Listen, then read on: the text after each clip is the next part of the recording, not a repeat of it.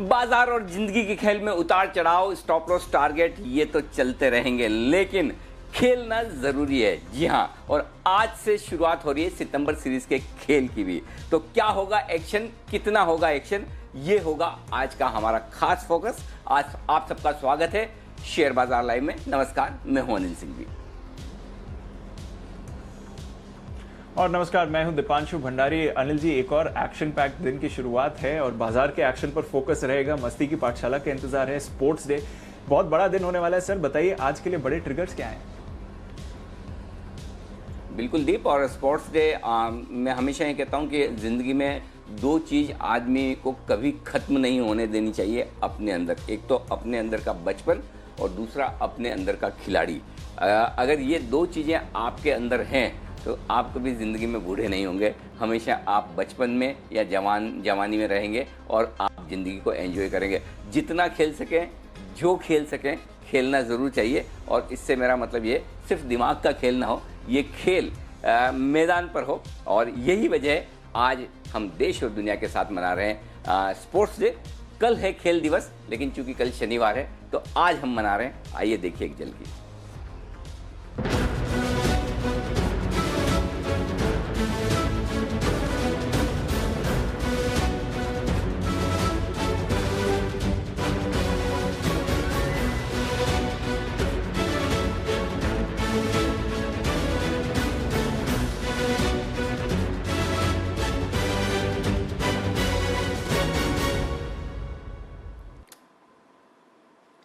आज हम देश के उन सभी खिलाड़ियों को सलाम करना चाहते हैं, नमन करना चाहते हैं, जिनकी वजह से, सिर्फ और सिर्फ उन्हीं की वजह से अगर हिंदुस्तान का राष्ट्रगान हिंदुस्तान के बाहर कहीं बज सकता है तो उसकी पूरी की पूरी कामयाबी इन खिलाड़ियों को जाती है, जो किसी भी टूर्नामेंट में जाते हैं, अपनी मेहनत, अपनी लगन के दम पर हिंदुस्तान के लिए मेडल जीतते हैं। और उस मेडल जीतने का परिणाम ये होता है कि आपको विदेशों में भी अपना राष्ट्रगान सुनने को मिलता है। और जब भी ऐसा होता है, ऐसे मौके मैंने भी महसूस किए हैं, आपके रोंगटे खड़े हो जाते हैं और देशभक्ति की भावना से आपका दिल ओत-प्रोत हो जाता है। तो उन सभी खिलाड़ियों को हमारा सलाम, जिन्होंने देश का नाम ऊंचा किया है।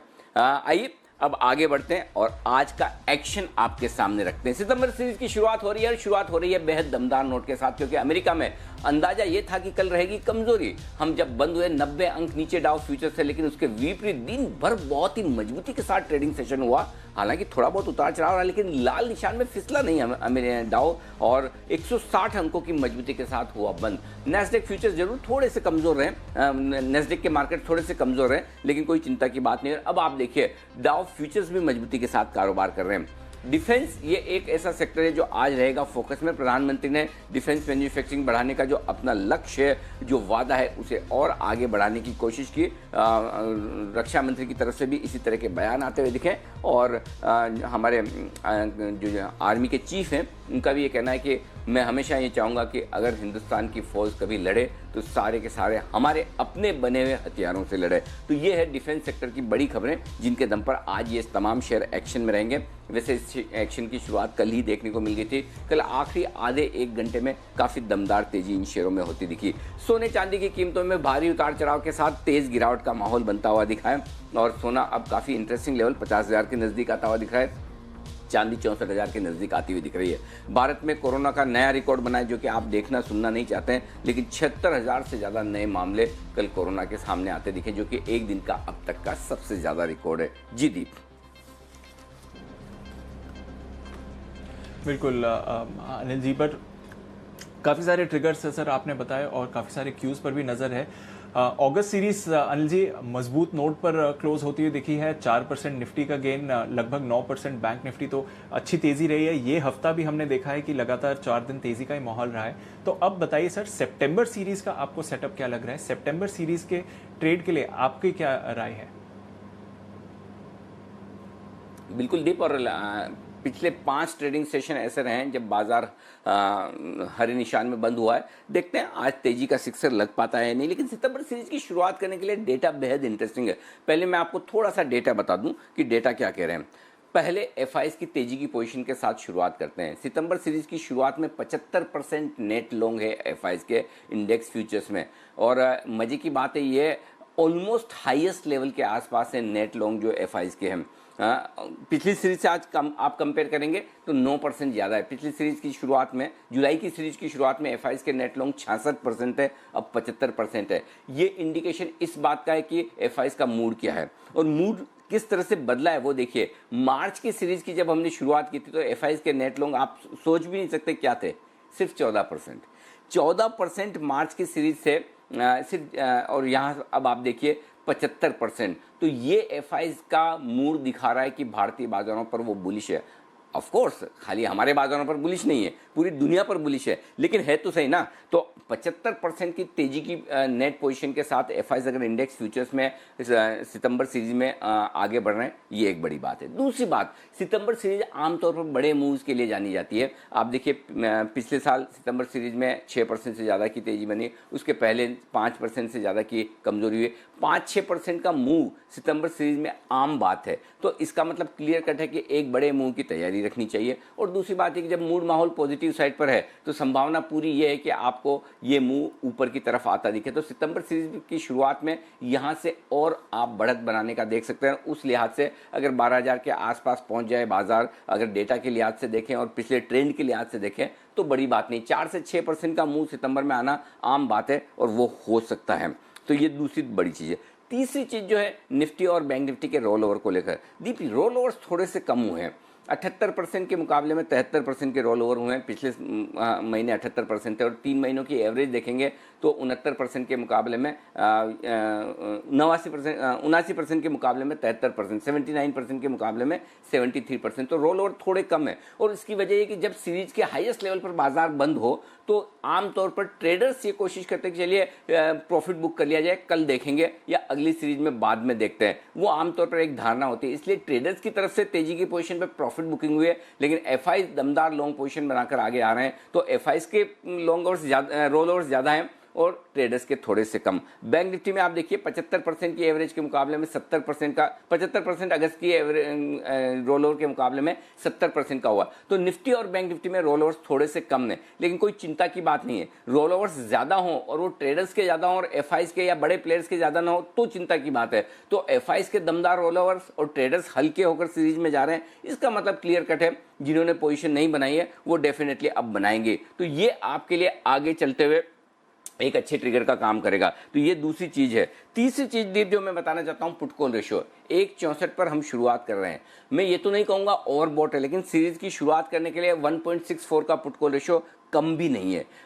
आप सीरीज के रोल ओवर देख रहे हैं, लेकिन अब वही है कि बाजार का मूड माहौल इतना स्ट्रांग है कि हम बहुत हायर पुट कॉल रेशियो पर नई सीरीज की शुरुआत कर रहे हैं। आमतौर पर कंफर्ट 1.35 1.40 के पुट कॉल रेशियो पर आता है, लेकिन तेजी के मार्केट में ये होगा ही। और विशेषकर जब एफ की तरफ से रोल ओवर मजबूत हो तो आप 1.64 के पुट कॉल रेशियो पर जा रहे हैं। ओवरबोट तो नहीं है, लेकिन डेफिनेटली हायर साइड पर है। तो ये आपके लिए सितंबर सीरीज के डेटा हैं और सितंबर सीरीज का आउटलुक इस हिसाब से आप मुझे पूछना चाहें तो पॉजिटिव साइड पर है। 4 से 5% की तेजी की उम्मीद करके आप चल सकते हैं। और ऐसे में जो सीरीज के लिए रेंज निकल कर आ रही है दीप, वो रेंज नीचे में आपके लिए 11,200 मजबूत सपोर्ट के तौर पर रहेगा। ऊपर में 12,000 के आसपास के लेवल तक की कोशिश हो सकती है। तो 11,200 सपोर्ट जोन है और थोड़ा और आगे बढ़ गए तो फिर आपका सपोर्ट 11,300 11,350 पर शिफ्ट होता दिखेगा। ऊपरी स्तरों पर 12,000 के आसपास आपको रुकावट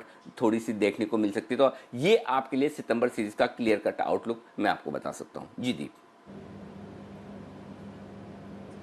तो सर ये तो आप बहुत ही मजबूत आउटलुक दे रहे हैं, बहुत ही स्ट्रॉन्ग आउटलुक दे रहे हैं। तो फिर अगर इतना अच्छा आउटलुक है सर तो थोड़े आइडियाज भी दीजिए, थोड़ा एक कन्विक्शन आइडिया तो दीजिए व्यूअर्स के लिए। आइडिया से मतलब स्टॉक आइडिया। जी सर। अच्छा ओके दीप, सितंबर सीरीज के लिए अच्छा एक काम करते चलिए, ठीक है, आपको सितंबर सीरीज के लिए आइडिया चाहिए। एक नहीं, मैं 2 आइडिया दूंगा। मैं आपको 2 आइडिया देता हूं, लेकिन मैं ये आइडिया आपको दूंगा 11 बजे।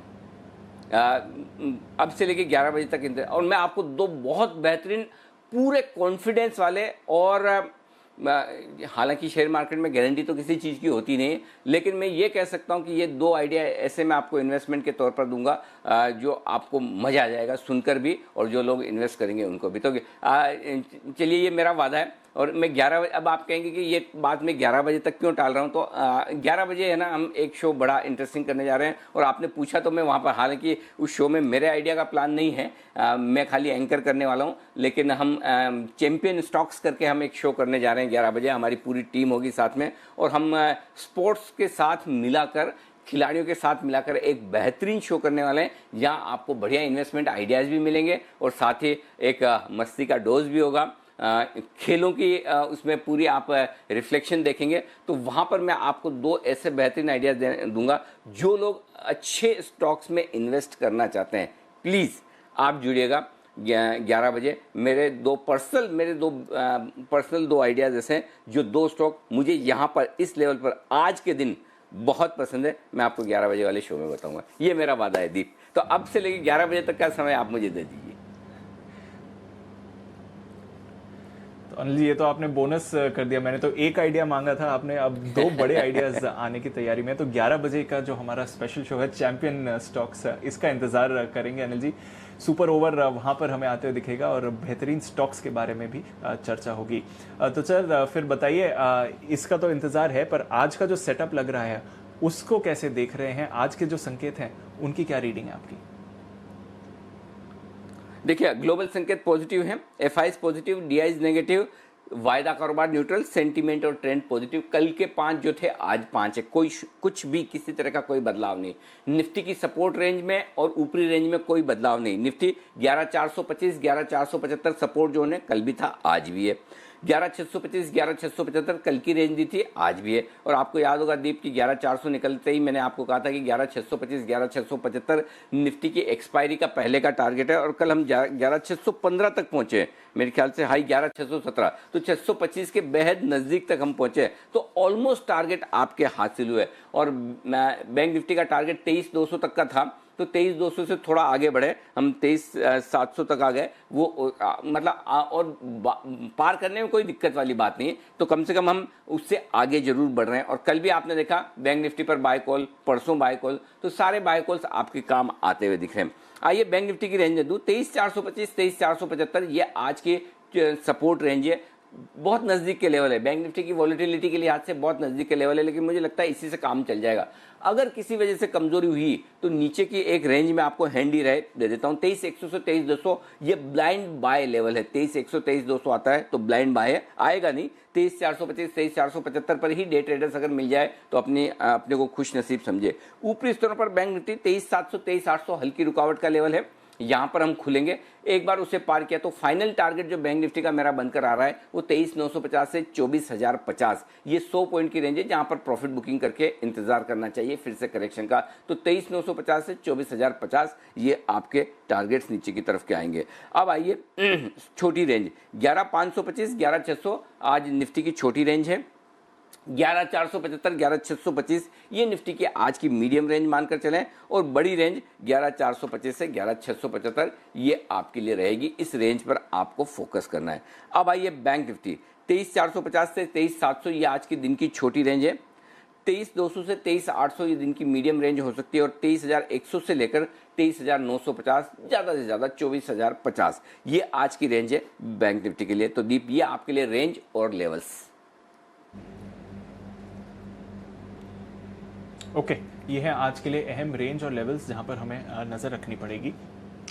सर अगर किसी की एग्जिस्टिंग पोजीशंस हैं कैरी फॉरवर्ड करी हुई हैं तो उन्हें क्या ध्यान में रखना चाहिए? अब तो नई एक्सपायरी के लिए बनाई होंगी, बट क्या ध्यान में रखना चाहिए? दीप मैंने आज स्टॉप लॉस बदला नहीं है वैसे, क्योंकि आप बदले क्या, निफ्टी 9 ही पॉइंट तो ऊपर बंद हुआ है, तो कोई डेटा में खास बदलाव नहीं, कल की रेंज को रेस्पेक्ट किया है। तो मेरे लिए स्टॉप लॉस है ये 11,450 क्लोजिंग बेसिस पे भी, इंट्राडे बेसिस पर। अगर किसी को इंट्राडे में छोटा स्टॉप लॉस रखना है तो 11,500 रख ले, लेकिन सही स्टॉप लॉस 11,425 11,450 का निकल कर आता है, उस पर फोकस करना है। Point number 1। बैंक निफ्टी पर जरूर मैं आपको 2 स्टॉप लॉस दूंगा। इंट्राडे ट्रेडर्स के लिए 200 पॉइंट नीचे 23,600 पर, माफ कीजिएगा 23,600 पर तो हम बंद हुए, 23,400 पर स्टॉप लॉस है bank Nifty per day traders के लिए। और पोजिशनल ट्रेडर के लिए दूर है 23,075, वहीं पर रखिए, 500 पॉइंट दूर है। आप कहेंगे इतना कौन दूर देता है, मैं देता हूं। क्योंकि मैं नहीं चाहता कि आपका स्टॉप लॉस ट्रिगर हो। जो ट्रेंड है वो तेजी का, जब ट्रेंड नहीं बदल रहा है और बाजार इतनी तेजी से अगर भाग रहा है, 5 दिनों से बैंक निफ्टी तेज है, तो स्टॉप लॉस रखिए ना तेजी है लंबा, क्या फर्क पड़ता है, कोई दिक्कत नहीं। तो आप निश्चिंत रहें और ये स्टॉप लॉस रखें। और फिर भी जिसको कम रिस्क रखनी हो 23,400 का भी रख सकता है। शॉर्ट पोजीशन के स्टॉप लॉस तो आपके कायदे से ट्रिगर हो जानी चाहिए, नहीं हुए तो अब आप नया नोट कर लो। 11,625 निफ्टी का इंट्राडे और क्लोजिंग, 23,700 निफ्टी का बैंक निफ्टी का इंट्राडे और क्लोजिंग, ये आपके स्टॉप लॉस के लेवल है दीप जी। ओके तो ये है आपके लिए जहाँ तक मौजूदा पोजीशंस का सवाल है, इस हिसाब से आप स्टॉप लॉसेस रखें, ज़्यादा बदलाव नहीं हुए वहाँ पर। नई पोजीशंस और स्पेशली क्योंकि आज सीरीज़ की शुरुआत का पहला दिन है, क्या ध्यान रखना चाहिए नई पोजीशन के लिए सर? सेम दीप वही है, कल वाला और आज में कोई फर्क नहीं है। निफ्टी खरीदें 11,450 के स्टॉप लॉस के साथ, 11,600, 11,625, 11,675 ये आपके टारगेट होंगे।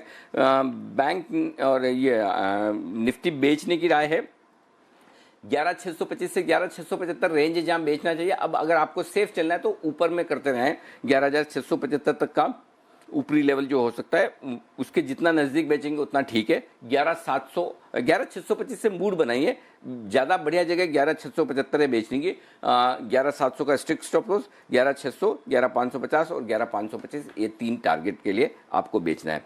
बैंक निफ्टी खरीदिए 23,400 के स्टॉप लॉस के साथ, 23,700, 800, 23,950 और 24,050 ये 4 टारगेट के लिए। और जो लोग बेचना चाहते हैं 23,950, 24,050 की रेंज में एक चांस ले सकते हैं, बेचने का चांस ले सकते हैं, नहीं लेना चाहिए। 24,100 के स्टॉप लॉस के साथ वहाँ एक मौका मिल सकता है। 23,700, 800 और 23,600 तक के टारगेट के लिए यहाँ पर आपको करनी चाहिए बिकवाली। जो सेक्टर्स आज एक्शन में रहेंगे, सरकारी कंपनियां मुझे बड़ी मजबूत दिख रही है। पीएसयू स्टॉक्स में दीप तेजी होने की संभावना है।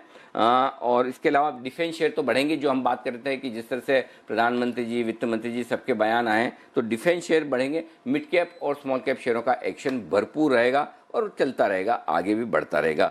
10 स्टॉक वायदा कारोबार के बैन से बाहर आए सीरीज की शुरुआत में, तो आज फिर से ट्रेडर्स के लिए खेलो इंडिया खेलो। अच्छी बात है सर, 1-2 दिन की राहत है कि एटलीस्ट कुछ और स्टॉक्स है जिसके बारे में ट्रेड हो पाएगा और जिस पर हम एक्सपर्ट से भी चर्चा कर सकेंगे। पर यह है आपके लिए आज का सेटअप और जिस तरह के संकेत आ रहे हैं। सर जो डेटा है वहाँ से क्या निकल कर आ रहा है, क्योंकि एफआईएस की तरफ से हमने कल भी देखा कि अच्छी कैश में खरीदारी थी, हालांकि एक्सपायरी दिन था तो फ्यूचर्स कैश दोनों में ही थोड़ा एडजस्टमेंट रहा होगा, पर कैसे देख रहे हैं fund action sir? Fund action में देखिए, मैं दीप एक्सपायरी के दिन के डेटा से कोई ट्रेंड नहीं निकालता, लेकिन फिर भी मजबूत तो है। 1164 करोड़ की कैश में खरीदारी अच्छी है। 600 करोड़ के इंडेक्स फ्यूचर्स खरीदारी वो भी अच्छे ही हैं। ऑप्शन 1463 करोड़ के खरीदे, तो कल के डेटा में बहुत ट्रेंड ना निकालें। जो पुराना ट्रेंड चल रहा है वही रखेंगे, एफआईएस पॉजिटिव।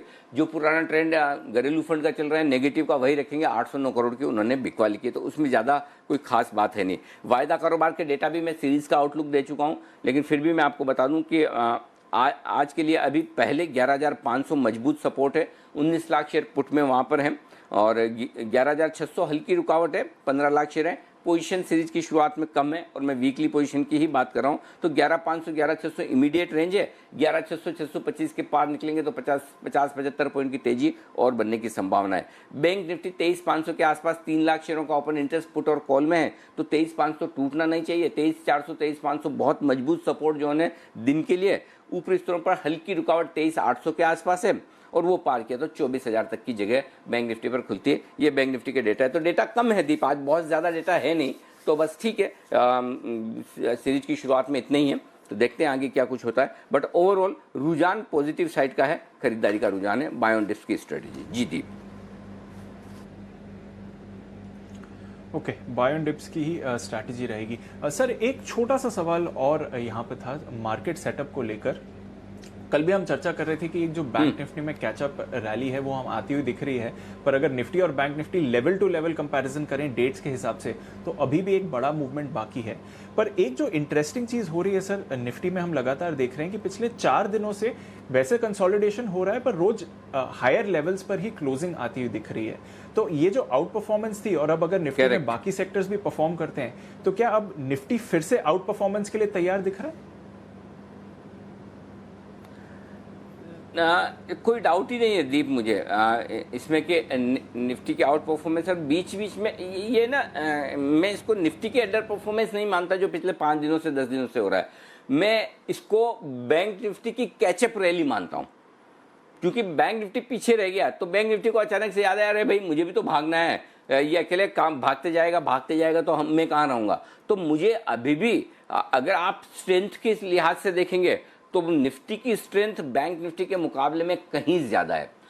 पॉइंट क्या है दीप, और क्यों मैं बैंक निफ्टी पर राय कम देता हूँ खरीदने की, वहाँ किक नहीं है, मज़ा नहीं है, धीमे धीमे बढ़ने वाला है। करेक्ट, अगर निफ्टी गिरता भी है ना तो निफ्टी गिरने में भी बहुत सारे सेक्टर संभाल लेते हैं, और अगर बढ़ना भी चाहता तेजी से तो कोई न कोई रुकावट आ जाती है। मसलन जैसे कल रिलायंस 1.5% नीचे हो गया, तो आपको जितना भागना है आप उतना भाग नहीं पाते, लेकिन स्टेबिलिटी चाहिए आपको लाइफ में, और मतलब टेंशन कम चाहिए, स्ट्रेस कम चाहिए। तो निफ्टी बहुत ही बढ़िया है, कोई डाउट ही नहीं, लेकिन जिसको किक चाहिए, फन चाहिए, लाइफ में कुछ कर रहे हैं ऐसा, मतलब वो फील आनी चाहिए कि मैं बड़ा एक्टिव हूँ, तो फिर आपके लिए बैंक निफ्टी है। और थोड़े मेरे गुण बैंक निफ्टी के साथ ज़्यादा मिलते हैं, तो कुंडली वुंडली का मिलान ज़्यादा है, इसलिए मैं आमतौर पर बैंक निफ्टी पर। और अच्छा, दूसरी बात ये कि बैंक निफ्टी में कभी कभी ये होता है कि आपकी डेटा की पकड़ भी होती है। मुझे बैंक निफ्टी में ये सेंस मिलता है कि किस लेवल के ऊपर या नीचे बड़ा मूव की तैयारी हो रही है, तो वो अपनी अपनी जगह, बट इसमें कोई डाउट नहीं है, भले ही बैंक निफ्टी मुझे ज़्यादा प्यारा है, लेकिन ताकत निफ्टी में इस वक्त ज़्यादा है और निफ्टी की लीडरशिप रहेगी, ये मैं बहुत स्ट्रांगली कहना चाहता हूँ। बैंक निफ्टी की लीडरशिप नहीं है, बैंक निफ्टी पीछे रह गया तो सिर्फ पकड़ने की कोशिश कर रहा है। मतलब वैसे ही है कि आप बाप और बेटे साथ में चल रहे हैं, बेटा थोड़ा पीछे रह गया तो अचानक उससे ज़्यादा पापा आगे निकले, चलो मैं भी दौड़ लगा के उंगली पकड़ लेता हूँ, वैसे ही हाल है बस बैंक निफ्टी का। जी दीप। बिल्कुल, देखते हैं फिर। अच्छी कैचअप रैली हुई है बैंक निफ्टी में, वहां पर अच्छी मूव आ रही हैं, देखते हैं अब निफ्टी का भी और एक बढ़िया मूव वहां पर आती है कि नहीं। चलिए अब देख लेते हैं कि आज कौन से स्टॉक्स पर हमें फोकस करना चाहिए और ब्रोकरेज का फोकस आज किधर है। संदीप पूजा और साथी आशीष हमारे साथ तैयार हैं। संदीप, आपसे शुरुआत करते हैं। गुड मॉर्निंग, बताइए आज कौन से स्टॉक्स हैं खबरों में, कौन से ट्रिगर्स हैं आज के लिए? Good morning. पहले ट्रिगर्स की बात करें दीपांशु, तो कैश वाले कुछ स्टॉक्स की बात करें जिनके नतीजे आने हैं, उसमें SJVN, खादिम इंडिया, रिको ऑटो, एपेक्स फ्रोजन और आइनॉक्स विंड, कुछ ऐसी बड़ी कंपनियां जिनके रिजल्ट्स आएंगे, यहाँ पे आपको फोकस करना है। HAL यानी कि हिंदुस्तान एरोनॉटिक्स, इनका जो कल नॉन रिटेल के लिए इशू खुला था, OFS खुला था, वहाँ पे अच्छा रिस्पॉन्स मिला है, 1.6 टाइम्स ये सब्सक्राइब हुआ है, और आज रिटेल निवेशकों के लिए ये जो OFS है वो खुलता हुआ दिखेगा।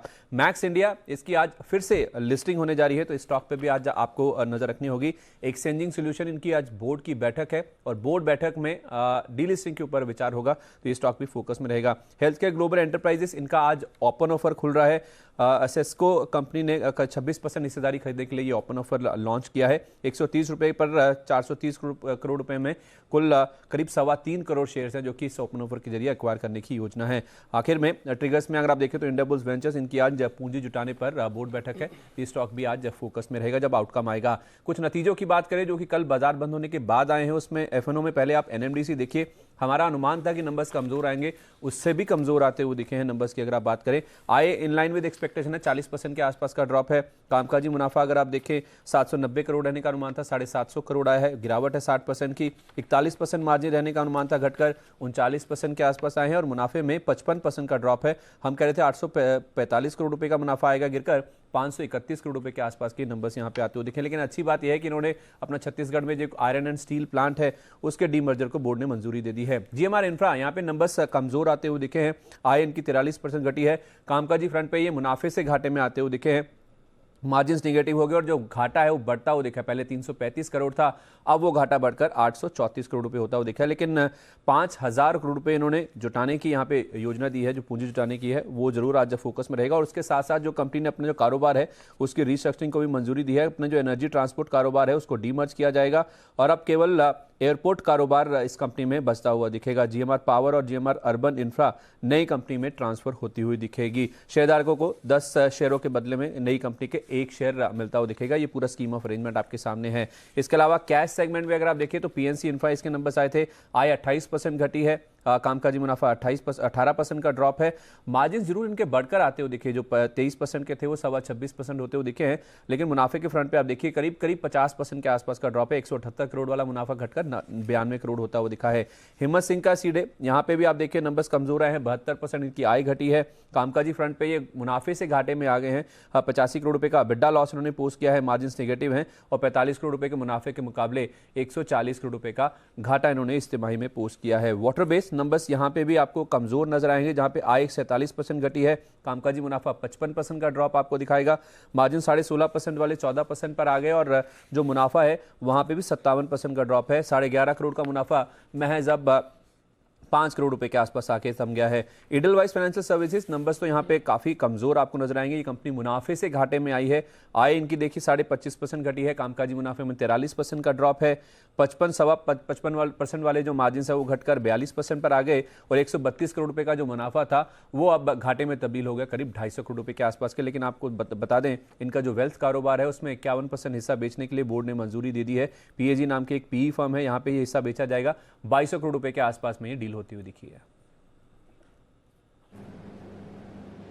ओके, तो जबरदस्त एक्शन रहेगा। भरपूर स्टॉक्स हैं हमारे फोकस में। कुछ और स्टॉक्स हैं जो पूजा के पास हैं। गुड मॉर्निंग पूजा, बताइए। Good morning Deepanshu. शुरुआत डिफेंस स्टॉक से करते हैं। आज ये पूरा स्पेस फोकस में रहेगा क्योंकि सरकार ने डिफेंस मैन्युफैक्चरिंग के लिए जो एफडीआई सीमा है वो बढ़ाकर 74% कर दी है। ऑटोमेटिक रूट के जरिए इस एफडीआई को मंजूरी दे दी गई है। आज HDFC bank, Kotak Mahindra bank और इंडसइंड बैंक पर भी नजर रखिए, क्योंकि एचडीएफसी और कोटक महिंद्रा बैंक अब फुटसी लार्ज कैप इंडेक्स में शामिल नहीं किए जाएंगे, और इसके अलावा इंडसइंड बैंक भी अब फुटसी मिड कैप इंडेक्स में शामिल नहीं किए जाएंगे। और वजह यह बताई जा रही है कि एफआईआई के निवेश के हेडरूम गिरने के कारण इन स्टॉक को शामिल नहीं किया जाएगा। पहले 18 सितंबर 2020 की रीबैलेंसिंग में इन स्टॉक्स को शामिल किया जाना था। तो ये एक नेगेटिव खबर, आज इस पर इन खबर के चलते आज इन तीनों पर असर देखने की उम्मीद है। एक और बैंकिंग स्टॉक येस बैंक पर नजर रखिए, क्योंकि इंडिया रेटिंग्स और क्रिसिल दोनों ने ही यहाँ पर रेटिंग अपग्रेड की है। क्रिसिल ने कमर्शियल डिपॉजिट की जो रेटिंग है वो A2 से बढ़ाकर A2 प्लस की दी है, और उनका कहना है कि बेहतर लिक्विडिटी और डिपॉजिट से रेटिंग में सुधार हुआ है। और इसके अलावा इंडिया रेटिंग्स ने भी लॉन्ग टर्म इंश्योर की रेटिंग जो है वो बढ़ा दी है, और रेटिंग BB- से बढ़ाकर BBB की दी है। तो आज यहां पर भी नजर रखिए। इसके अलावा वर्कहार्ट की भी रेटिंग में कुछ बदलाव हुए हैं। केयर ने long term bank facility rating BB- credit watch से बढ़ाकर BBB- स्टेबल कर दी है, और इसके अलावा शॉर्ट टर्म बैंक फैसिलिटी में भी बदलाव हुआ है, वहां पर भी अपग्रेडेशन देखने को मिला है। फिनिक्स मिल्स भी आज फोकस में रहेगा, क्योंकि यहां पर खबर आ रही है कि मैनेजमेंट का कहना है कि अगले 9 से 12 महीने में कंपनी के 3 मॉल के अधिग्रहण करने की योजना है। इस वक्त लॉकडाउन के चलते काफी सारे रियल एस्टेट प्रॉपर्टीज के वैल्यूएशन वो भी आकर्षक हो चुके हैं, जिसके चलते कंपनी ये निर्णय ले सकती है। इंफ्रा स्टॉक्स पर भी नजर रखिए। धारावी रीडेवलपमेंट प्रोजेक्ट के लिए सरकार वापस एक फ्रेश बोलियां मंगवाने जा रही है। 2018-19 में जो भी बोलियां मंगाई थी, इसका मतलब वो रद्द हो जाएंगी और अब फ्रेश बोली इस रीडेवलपमेंट के लिए बुलवाई जाएंगी। तो आज इंफ्रा स्टॉक्स फोकस में रह सकते हैं। आईडीबीआई बैंक की 6000 करोड़ पूंजी जुटाने की योजना है, और बैंक ने पूंजी जुटाने के लिए 6 बैंकर्स को नियुक्त भी कर लिया है। तो ये खबर आईडीबीआई बैंक के लिए। सन फार्मा पर भी नजर रखिए। कंपनी की एजीएम हुई थी, जिसमें कि कुछ कमेंट्स आए हैं, और उनका कहना है कि कंपनी कुछ मौजूदा उत्पादों की क्षमता का मूल्यांकन कर रही है जो कोविड-19 के उपचार में उपयोगी हो सकते हैं। ये चेयरमैन का कहना है। और इसके अलावा आने वाले समय में स्पेशलिटी उत्पादन के पर भी कंपनी का फोकस रहेगा। नए मार्केट में वो फोकस करेंगी। इसके अलावा अतुल ऑटो, यहाँ पर आदित्य बिरला सन लाइफ ने कंपनी में हिस्सेदारी घटा दी है। हिस्सेदारी 5% से घटाकर 2.74% कर दिया है। और रेपको होम फाइनेंस में भी आदित्य बिरला सन लाइफ ने हिस्सेदारी बढ़ाई है, 4.87% से बढ़ाकर 6.14% कर दी है। इसके अलावा कुछ प्रमोटर और फंड एक्शन भी देखने को मिले हैं। सीएट में वेस्ट ब्रिज क्रॉसओवर फंड ने करीब 4 लाख शेयर्स की बिकवाली की है 950 रुपए प्रति शेयर पर।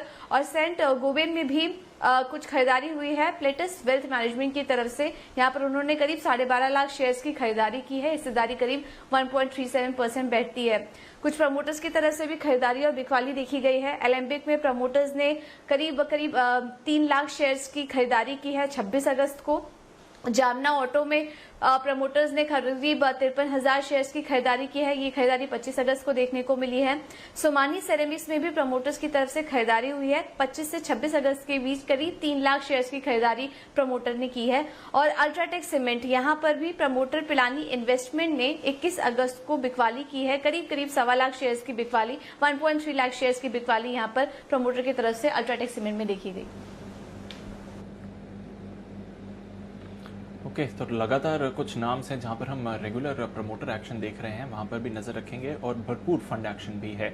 चलिए अब जान लेते हैं कि आज ब्रोकरेजेस का फोकस किधर है FIR में।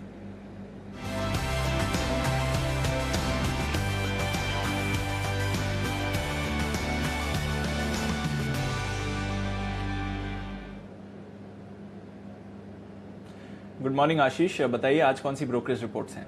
Good morning Deepanshu. सबसे पहले देखिए आईटी सेक्टर फोकस में रहेगा। गोल्डमैन सैक्स की एक पॉजिटिव रिपोर्ट आई है जहां पर ये कह रहे हैं कि वित्त वर्ष 2022 भी अगर आप देखें तो स्ट्रक्चरली इन्हें आईटी सेक्टर के लिए काफ़ी ज़्यादा मजबूत लग रहा है, जिसके चलते उन्होंने कुछ कंपनी की ईपीएस में करीब 7% तक की बढ़ोतरी की है।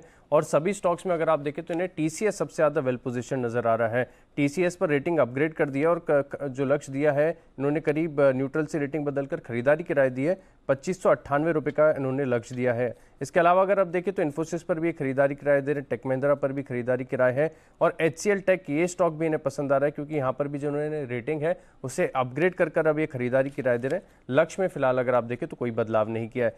फिनिक्स मिल्स, इस स्टॉक पर CLSA की एक बहुत पॉजिटिव रिपोर्ट आई है जहां पर खरीदारी की राय को बरकरार रखा है। लक्ष्य 742 से बढ़ाकर 790 कर दिया, 646 कल की क्लोजिंग है। ये कह रहे कि मुश्किल माहौल में भी अगर आप देखें तो कंपनी 1100 करोड़ रुपए की पूंजी जुटा रही है, ये अपने आप में काफी ज्यादा अच्छा माना जाएगा। साथ ही अगर आप देखें तो उन्होंने कहा कि जो कंपनी का ओवरऑल पोर्टफोलियो है वो काफी शानदार नजर आ रहा है। CLSA की एक नेगेटिव रिपोर्ट है JSW स्टील पर जहां पर बिकवाली की राय को बरकरार रखा है 185 रुपए के लक्ष्य के लिए, 288 कल की क्लोजिंग। और ये कह रहे कि हाल ही में जो स्टॉक में बढ़त देखने को मिली है जिसके चलते उन्हें स्टॉक पर थोड़ा सा नेगेटिव व्यू है। और ये कह रहे कि चुनौतियां जो है मांग को लेकर, लागत को लेकर, वो आगे जाकर भी बरकरार देखने को मिलेगी। और फिलहाल के लिए आखिरी रिपोर्ट है अदानी पोर्ट्स पर नोमेरा की रिपोर्ट है जहां पर खरीदारी की राय को बरकरार रखा गया है। लक्ष्य 320 से बढ़ाकर 420 रुपए कर दिया गया, 350 की क्लोजिंग है। ये कह रहे कि कंपनी में अच्छी ग्रोथ और मार्केट शेयर के गेन्स आगे जाके देखने को मिल सकते हैं।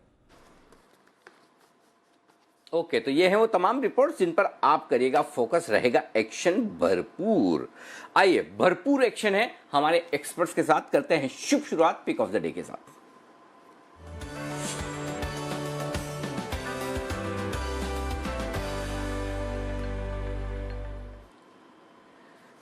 लेडीज फर्स्ट, शुभ शुरुआत कोलकाता से सिमी जी हमारे साथ है। सिमी जी गुड मॉर्निंग, बताइए अपना pick of the day. Very good morning Anil ji. मेरा पिक ऑफ द डे होगा मारुति में मैं खरीदारी करने का सलाह दे रही हूँ। करंट लेवल पर खरीदना पड़ेगा, 7025 का स्टॉप लॉस बनेगा और 7175, 7270, 7230 एंड 7270 ये मेरा तीनों टारगेट्स है जो मैं इंटरडे में एक्सपेक्ट कर रही हूँ। अगर नहीं आता है तो मंडे तक होल्ड कीजिएगा, जरूर ये टारगेट्स हासिल हो जाएगा। तो मेरा पिक ऑफ द डे आज के लिए मारुति। ओके, मारुति खरीदे 7025 के स्टॉप लॉस के साथ, 7100 के आसपास हुआ है बंद, 7175, 7230 दो टारगेट। और तीसरा टारगेट कौन सा है? 7270 7270। परफेक्ट, ओके, बिल्कुल बिल्कुल सिमी जी, शुक्रिया, थैंक यू। कुणाल जी सुप्रभात, बताएं सर।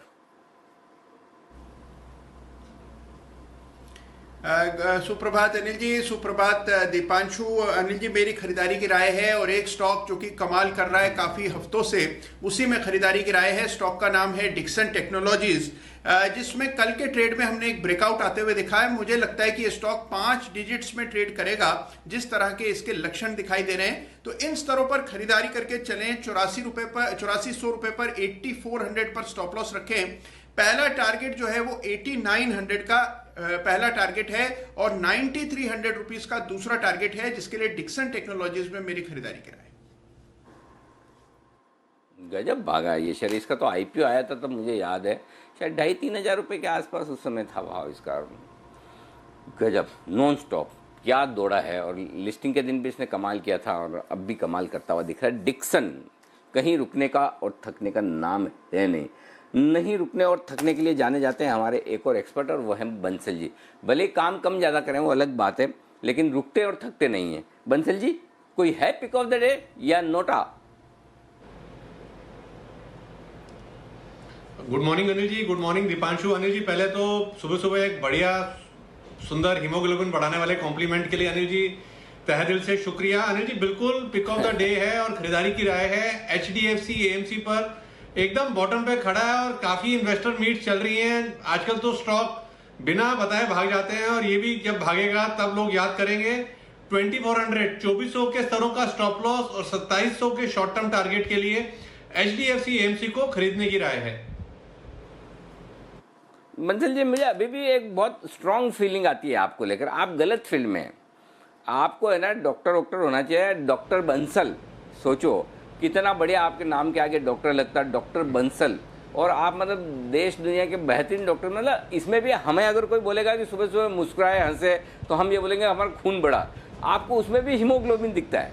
मतलब इतना मेडिकल में आप घुसे जितना तो मार्केट में भी नहीं घुसे हुए। अभी भी कुछ बिगड़ा नहीं। कोशिश करें तो बंसल जी अभी भी आप डॉक्टरेट ले सकते हैं। मतलब ट्राई करके देखो। नहीं अनिल जी, पढ़ने के नाम पे तो अनिल जी मेरे रात को अगर मेरे को सपना आ जाए कि मुझे पढ़ना पड़ रहा है तो मेरे अनिल जी पसीने छूट जाते हैं। तो पढ़ाई जितनी होनी थी अनिल जी हो चुकी है। अब पढ़ाई से कोई नाता नहीं अनिल जी। अब सिर्फ बैलेंस शीट पढ़ते हैं अनिल जी, सिर्फ बैलेंस शीट। गजब कर रहे हो भाई साहब। आपकी लिखी हुई बुक हम पढ़ रहे हैं और आप बोलते पढ़ने में। अभी कल मुझे आपकी वो बुक कुरियर मिली है। अब मैं आज उसे इस वीकेंड पे देखूंगा, पढ़ूंगा। तो बंसल जी, पहले तो आपकी पुस्तक के लिए आपको बधाई। और अगर आप नहीं पढ़े तो आपकी ये बुक लिख कौन रहा है, मुझे ये बताइए। नहीं देखिए अनिल जी, वो किताब तो अनिल जी लॉकडाउन में अनिल जी कुछ करने को नहीं है तो एक किताब लिख दी। देखिए अनिल जी, स्टॉक मार्केट पढ़ना नहीं अनिल जी। अनिल जी देखिए, आप भी बुक पढ़ रहे हैं। शेयर बाजार तो हमारे खून के अंदर है अनिल जी, तो उसमें कोई लोड नहीं आता है। बट आप मेडिसिन पढ़ने की बात कर रहे हैं अनिल जी। देखिए आप बातों के हेर फेर में मुझे फंसा रहे हैं। डॉक्टरी पढ़ना अनिल जी, मेडिसिन पढ़ना कोई आसान चीज नहीं अनिल जी। मेरे तो घबराहट होती है स्ट्रक्चर याद करना, एक्शन रिएक्शन। अनिल जी, ये शेयर बाजार एक अलग चीज है। ये तो हमारे खून के अंदर है। सही गलत निकलता है। इस चीज से हम बिल्कुल भी अडेप्ट हो चुके हैं अनिल जी। ना बीपी बढ़ता है, ना शुगर बढ़ती है। तो ये शेयर बाजार की पढ़ाई अलग चीज है और दूसरी पढ़ाई अनिल जी अलग चीज है। बिल्कुल। अच्छा चलिए, बढ़िया। ये बात सही है, जिसमें इंटरेस्ट और वो काम करें तो ऐसा लगता नहीं कि काम कर रहे हैं, ये है। लेकिन एक चीज वागले साहब का, मुझे अब तक ये पता था कि वागले साहब का इंटरेस्ट मार्केट में है। और दूसरा इंटरेस्ट भी अभी भी पता चला, वागले साहब का इंटरेस्ट पूरे ब्रेकफास्ट लंच डिनर में भी कंप्लीट उतना ही है। और वागले साहब अपना ब्रेकफास्ट कर चुके हैं कंप्लीट। वागले साहब, गुड मॉर्निंग। बताएं sir, pick of the day, stock नहीं, pick of the day, breakfast में क्या पिक किया है आज वो बताइए। Anil ji good morning. Deepanshu good morning. Breakfast of the day मैं मस्ती की पाठशाला में बताऊंगा। अगर कॉल चले तो बताऊंगा, नहीं तो नहीं बताऊंगा। अच्छा ये अनिल जी एक मिनट और बहुत ही बढ़िया। जो आपने कहा बंसल जी डॉक्टर नहीं है या जो भी ये डिबेट है, मुझे लगता है ये मस्ती की पाठशाला में डिस्कस डिटेल में होना चाहिए। मैं तो कहता हूँ वो डॉक्टर नहीं है, लेकिन कोई डॉक्टर से कम नहीं है। और हमारे फोरम में हम उनको ये डॉक्टर की पदवी धारण करें, ऐसा मैं कहता हूँ। आज की स्टॉक की क्या बात है आपका। जी बताएं, स्टॉक बताएं अनिल जी। मेरा ये सजेशन है, इसको हम दोपहर में बात करेंगे। आज का मेरा स्टॉक है। आप वापस मेरे पे उंगलियां उठाएंगे या कुछ कमेंट्स करेंगे मुझे पता है, लेकिन पैटर्न ज्यादा क्लियर है। स्टॉक है रेडिको खैतान, जिसको बाय करके चले। नॉर्मली ऐसे स्टॉक्स फ्राइडे को चलते हैं, क्यों, इसका भी जवाब बंसल जी को देने दीजिए।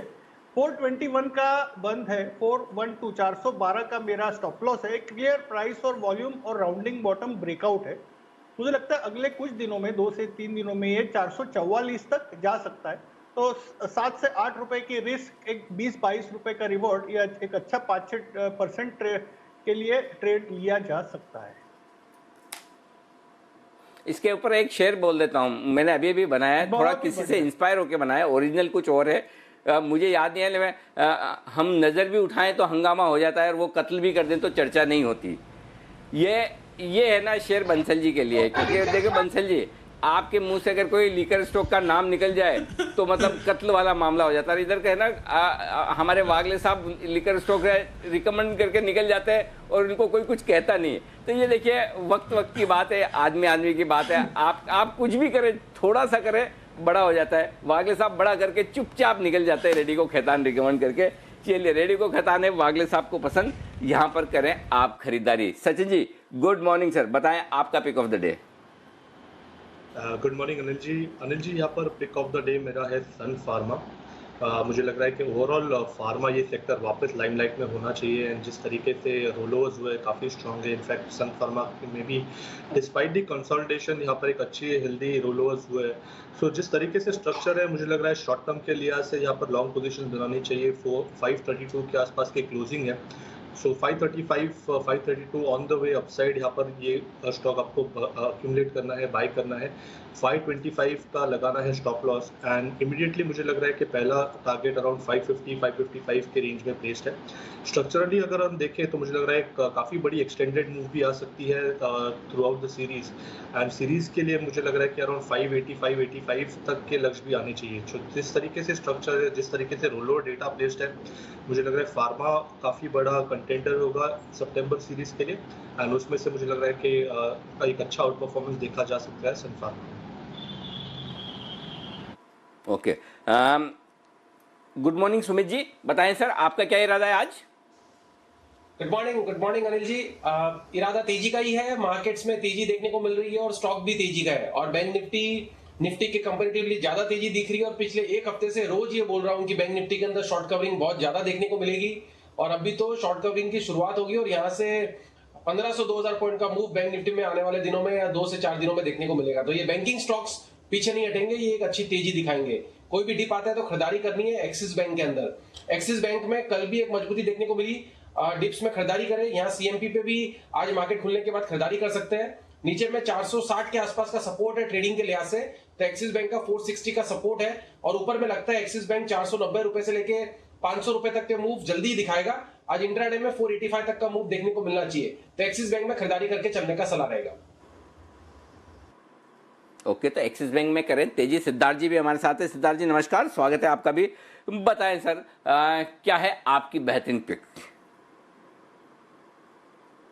सुप्रभात, नमस्कार अनिल जी, दीपांशु। अब मेरी मन की बात ले ली है कुणाल जी ने और वो पिक ऑफ द डे था मेरा डिक्सन टेक्नोलॉजी। और तो अब मैं उनका समर्थन करूंगा। डिक्सन टेक्नोलॉजी खरीदना चाहिए 9800 के लिए। बट ऐसा हो नहीं सकता है अनिल जी, किसी बिजनेस में आए हैं तो pick of the day same दे दे। तो आज कुछ फिर और नया कुछ चेंज करना पड़ा और वो पिक ऑफ द डे होगा KEC international.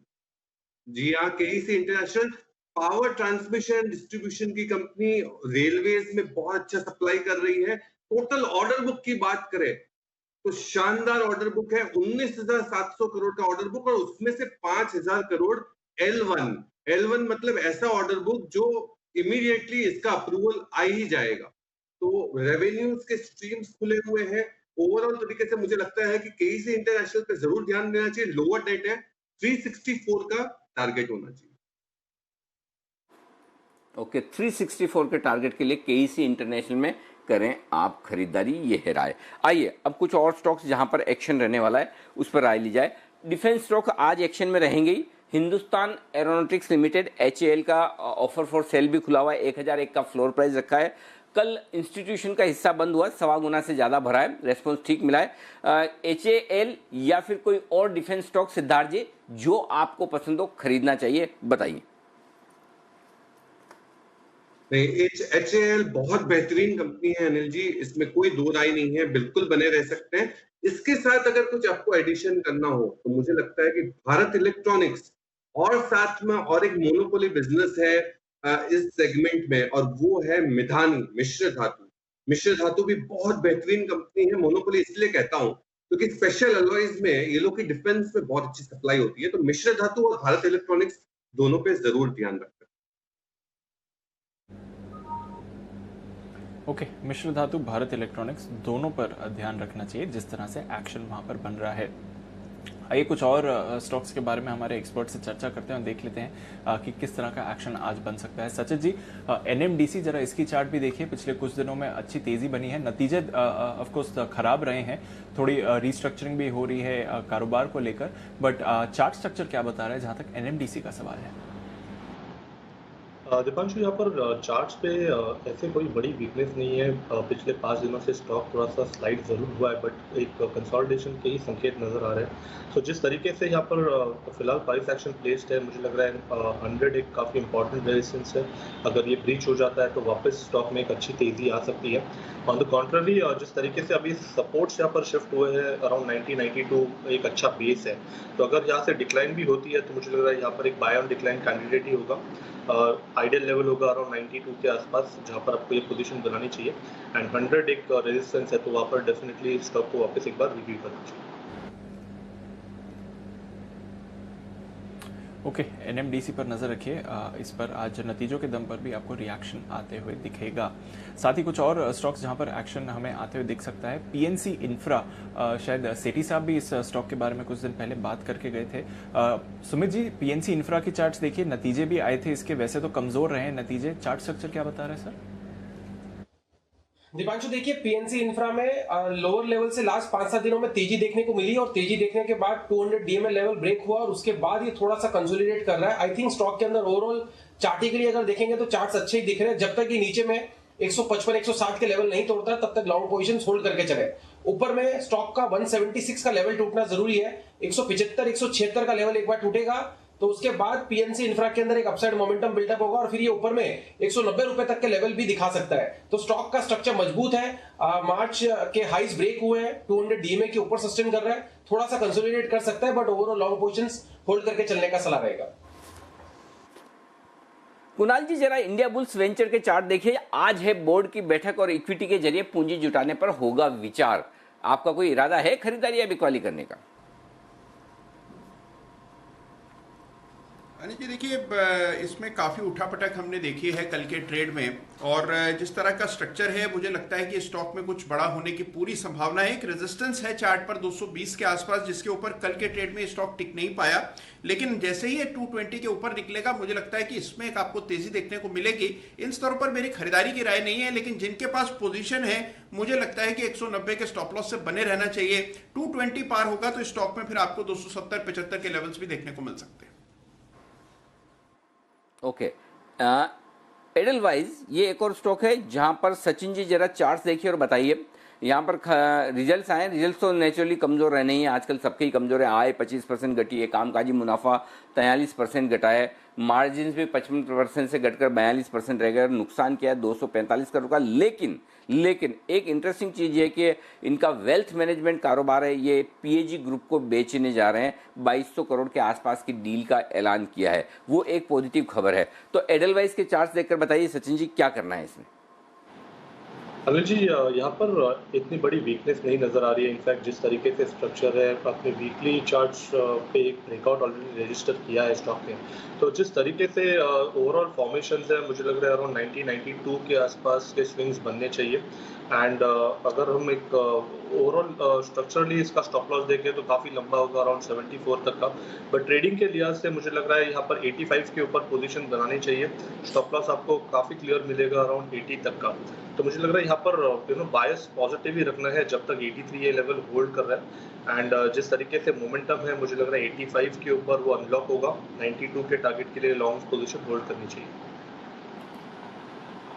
Okay, Sumit ji जरा आपका फेवरेट जीएमआर इंफ्रा देखिए, जहाँ पर रिजल्ट्स आए, रिजल्ट्स यहाँ भी उम्मीद के मुताबिक कमजोरी रहे, सबके कमजोर आ रहे हैं, इनके कोई अकेले कमजोर नहीं आए। लेकिन साथ ही इन्होंने कंपनी ने एक रिस्ट्रक्चरिंग की भी घोषणा की है, वो इंटरेस्टिंग दिख रहा है। जीएमआर इंफ्रा में बोर्ड ने कंपनी की रिस्ट्रक्चरिंग प्लान को मंजूरी दे दी और एनर्जी ट्रांसपोर्ट कारोबार कंपनी का अलग किया जाएगा।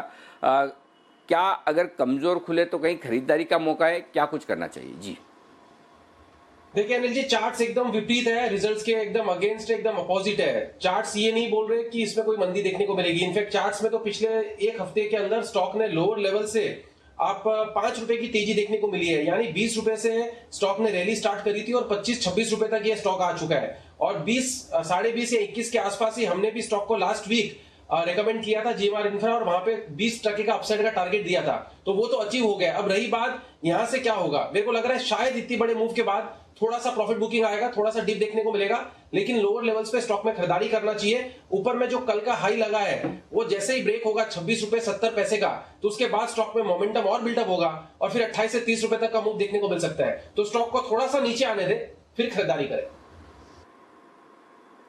ठीक है, आप बोलो थोड़ा ज्यादा, जितना बोलो हम नीचे आने देंगे, हमें कोई ऐसी जल्दबाजी भी नहीं है। फिनिक्स मिल्स ये एक रियल एस्टेट प्ले है। सिद्धार्थ जी जरा इस पे राय दीजिए। हाल ही में QIP भी हो गया, प्रमोटर्स को जो स्टेक बेचनी थी वो भी बेच दी। अब CLSA की रिपोर्ट है आज 742 से 790 टारगेट उन्होंने बढ़ाया। एक और जो कंपनी की तरफ से घोषणा आई है कि वो 3 मॉल खरीदने की तैयारी में है, एक्विजिशन करेंगे। पैसे तो आ गए, अभी QIP से भी आ गए, प्रमोटर्स ने भी स्टेक बेची, तो वो कह रहे हैं कि हम एक्विजिशन करने की तैयारी में है। बताओ आपको क्या करना है?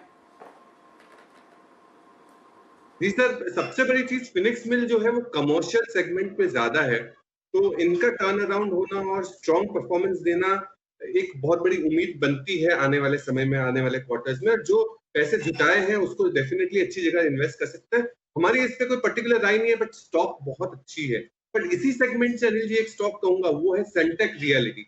यहाँ पे भी कहीं ना कहीं मुझे लगता है कि एग्जीक्यूशन लेवल्स अब बेहतर होते जा रहे हैं। सेंटेक रियलिटी भी एक बेहतर परफॉर्मर बन सकते हैं इसी सेम सेगमेंट से।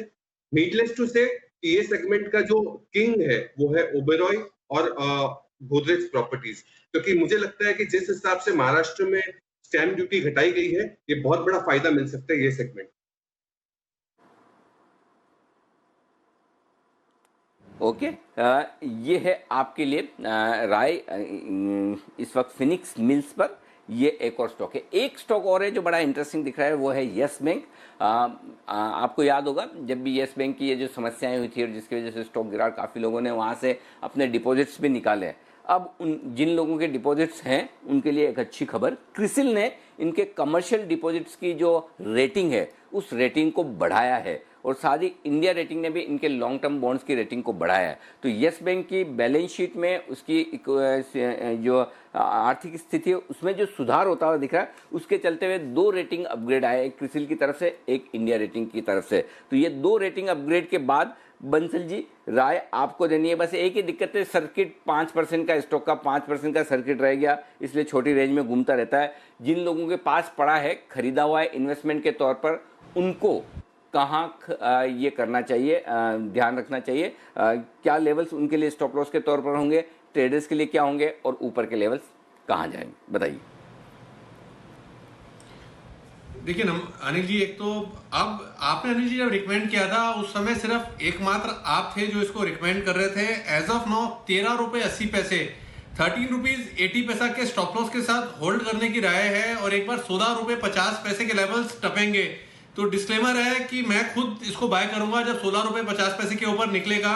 अनिल जी, 2 स्टॉक्स, एक तो IDBI बैंक और दूसरा येस बैंक, इनके साथ कुछ ऐसा हुआ है, ये कुछ ऐसी लिस्ट के अंदर ऐड हुए हैं कि इसको ना सिर्फ मैं, काफी लोग इन 2 स्टॉक्स को ट्रैक करेंगे, और येस बैंक 16 रुपए 50 पैसे के ऊपर निकलेगा तो आई एम द बायर। अब वो क्या चीज में अनिल जी ऐड हुए हैं वो मैं हाईलाइट नहीं करना चाहता हूं, क्योंकि आप जानते हैं कि हर कोई जी बिजनेस को कॉपी कर रहा है, तो जो चीज अकेला मैं देखता हूं, मैं नहीं चाहता हूं कि वो कौन सी लिस्ट में ऐड हुए हैं येस बैंक और IDBI बैंक, कि इसको अब जितने भी बड़े लोग हैं वॉच कर रहे हैं, तो 16 रुपए 50 पैसे के ऊपर इसको मिस नहीं कर रहे हैं, तब ओवरवेट खरीदारी की राय है।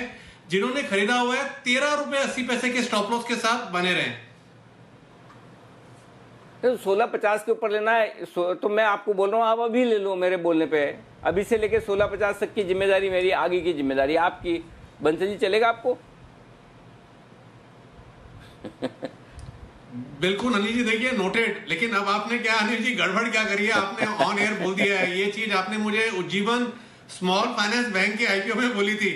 अब आपके बोलने से अगर गैप अप ओपनिंग नहीं हुई अनिल जी, मतलब कि अगर रीजनेबल उस पर मिला, तो डेफिनेटली सबसे पहला काम मैं इसको राइट करने का करूंगा। ना मैं आपको ये थोड़ी बोल रहा हूँ 9:15 पे ले लीजिए, आज क्या आ जाएगा, आराम से लीजिएगा जब भी आपका मन करे, लेकिन ले लीजिए। और मैं तो देखिए, आप बोल रहे हो ऑनर, मैं तो सब चीज़, मैं तो अपना पैसा लगाता हूँ तो भी ऑनर बोलता हूँ कि हाँ मैंने लगाया है। मैं रिडीम करता हूँ तो भी बोलता हूँ, मैं तो इतनी ट्रांसपेरेंसी रखता हूँ कि हाँ मेरा पैसा जा रहा है, इन्वेस्ट हो रहा है, तो मैं बोल देता हूँ लोगों को जा रहा है भाई, हाँ, ताकि मैं सही हूँ गलत हूँ आपको पता चले। हो सकता है, मतलब वो ट्रांसपेरेंसी रखने में नुकसान क्या है, और हर वक्त हम परफेक्ट होंगे ऐसा तो कोई ज़रूरी है ही नहीं। तो ठीक है, जितना आपको पता है उसके बाद आपका डिसीजन है, क्योंकि मेरे प्रॉफिट, मेरे इन्वेस्टमेंट पे मुझे ही प्रॉफिट होना है, आपके इन्वेस्टमेंट पे आप ही को प्रॉफिट या लॉस होना है, ताकि आपको क्लैरिटी तो मिल जाए ना, जो हम कह रहे हैं वही कर रहे हैं। नहीं तो पता चला भाषण कुछ और है और एक्शन कुछ और है। हमारा भाषण और एक्शन दोनों एक है, जो सही है, गलत है, जैसे देखना है लोगों को देखें, बट जो कहते हैं वही करते हैं। एक सिंपल चीज़ यही।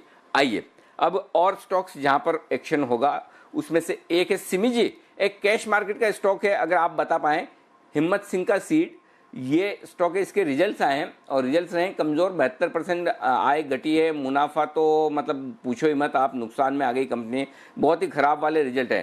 तो ये कुछ आप अंदाज़ा दे सकते हैं कितना गिर सकता है, और अगर आपको लगता है कि ये मिड कैप शेयरों में तेज़ी बढ़ी है और अगर बहुत गिर जाए तो नीचे में खरीदना चाहिए, तो वो लेवल बता दो कहाँ खरीदना है। अनिल जी, चार्ट तो पूरा ऑपोजिट है। मुझे लगता है कि इसमें अभी भी मोमेंटम मेंटेन होना चाहिए। अब रिजल्ट्स के बाद अगर छोटा मोटा करेक्शन इसमें देखने को मिलता है तो भी मुझे लगता है कि 75 से नीचे ये जाने वाला नहीं है, और कोई भी डीप में 75 तो मैंने बहुत ही दूर का बता दिया है। 80 के नीचे ही शायद ये स्टॉक अभी जाएगा नहीं, तो थोड़ा बहुत लोअर लेवल्स पर खरीदारी करने का सलाह है, क्योंकि स्टॉक लास्ट मार्च में बॉटम बना था और वहां से एक स्टेडी अप ट्रेंड में है। और मुझे लगता है कि जब ये 95 का लेवल तोड़ेगा तब ये सीधा जाके 120 के आसपास जाके सेटल हो सकता है। चार्ट काफी स्ट्रांग है अनिल जी, लोअर लेवल्स पर बाइंग करने की सलाह है। 80 के नीचे क्लोजिंग बेसिस पर स्टॉप लॉस होगा, 120 तक का टारगेट होगा शॉर्ट टू मीडियम टर्म के लिए। ओके, तो ये है आपके लिए राय हिम्मत सिंह का सीड के लिए। ओके।